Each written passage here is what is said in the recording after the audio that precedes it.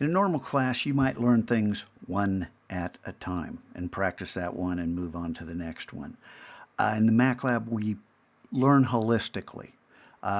You will be exposed to a whole collection of new skill sets and keyboard shortcuts, but the outcome of this quest, what I'm looking for, is for you to replace the default desktop picture that the Macs have with something that you created in Illustrator. And that something, to start with, is going to be an inspirational quote that's meaningful to you. Now notice, I'm in the Finder.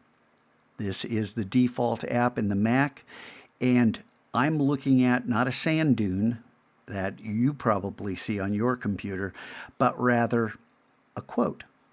Now, this quote, and I attributed the quote. Now, why am I quoting myself? Because this is an issue I'm already recognizing in this class. You have been trained like Pavlov's dogs to expect certain things in school. Scotch goes, it's a digital arts class. Just teach me how to use the tools so I can start creating stuff. Fine. That's going to happen.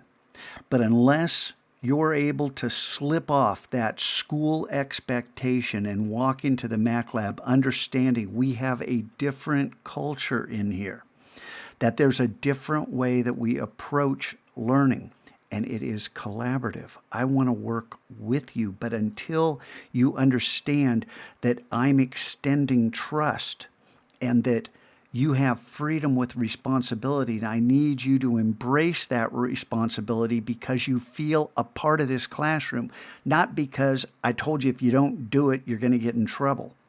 I want you to do it because you understand this is your room as well as my room. Yeah, I got some teacher stuff I got to do, and you got some kid stuff you got to do. But together, we can build a culture where learning is a team process. Okay? I'm going to help, but I need you to pick up your end of the responsibility and understand that it's not a horrible task. It's an incredible opportunity. Okay? So, in creating this, let me jump over to Illustrator. You might notice these shortcuts popping up.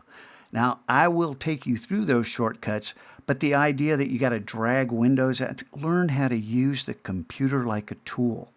Okay? Learn how to use it effectively and efficiently. Now, this is Illustrator. Illustrator is different than Photoshop in any number of ways, but they both have layers. And you might notice I've got a background layer. If I turn that off, you're not going to see anything because the black background allows the quote to appear. These are eyeballs that change visibility, and that little heading to appear.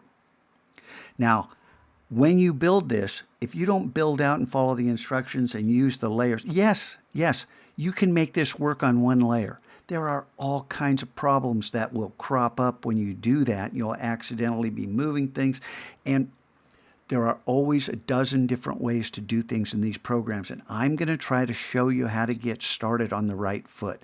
It's really important that you follow the instructions and listen to why. Scott, don't tell me why, just tell me how to do it and I'll just do it.